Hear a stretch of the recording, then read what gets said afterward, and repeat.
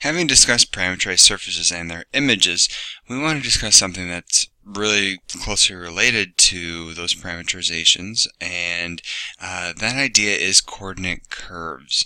And it's actually kind of a straightforward definition, but we need to kind of dissect it a little bit. So we have our parameterized surface. As you can see, we have a point, okay,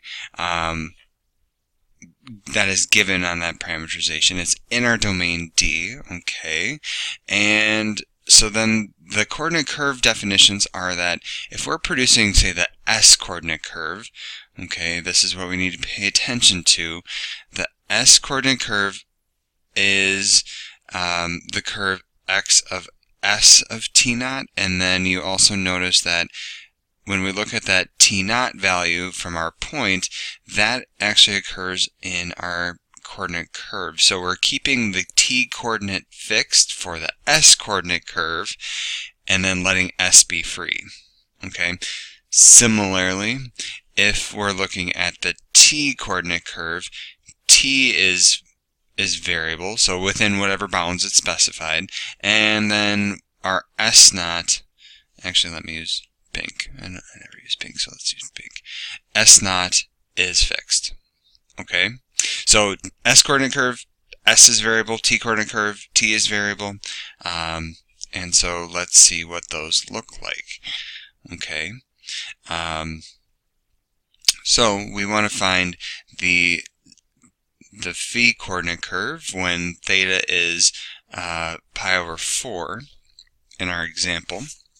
So if we do this, we're going to get x, and let me use a different color, let's use green, x of, and now for phi, remember that one's variable, so I'm going to do pi over 4 comma phi, okay, and what do I end up getting? So I'm going to get square root of 2 over 2, and then sine phi, and then comma square root of 2 over 2 sine phi, and then I just get cosine phi. Okay, and then for the theta coordinate curve, okay, so now theta is free and phi is fixed at pi over 4. Okay, and so it's going to look similar, square root of 2 over 2, and then cosine theta, square root of 2 over 2 sine theta, and then square root of 2 over 2. Okay, and now we want to sketch these. So I'm going to do the first one in green, and then I'm going to do the second one in, actually I'll do the second one in black, just so we're able to see. Okay, so for sketching these, okay, I'm going to call this the x-axis, the y-axis, and the z-axis. Not that it really much matters, but we're going to do that. Okay, so when I'm sketching these, the first one, again, phi is variable, but theta is fixed. So what helps me in sketching these is knowing that, okay, if this is the x and the y, remember theta is the angle from the positive x-axis.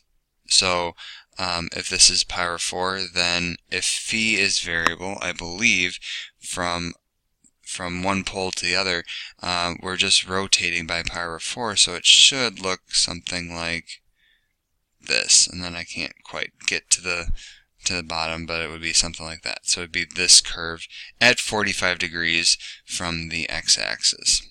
Okay, and it would extend the entire hemisphere.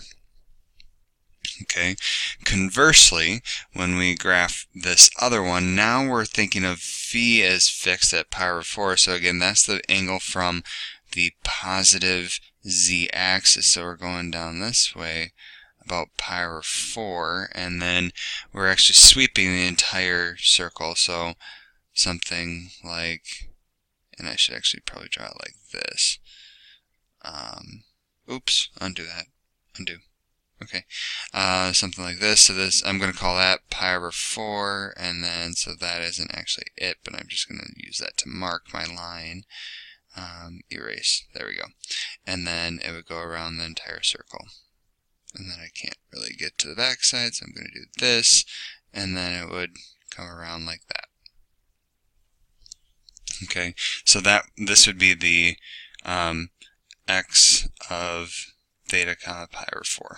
And then the other one would be labeled as such. Okay, so just a quick example of coordinate curves and sketching them as well.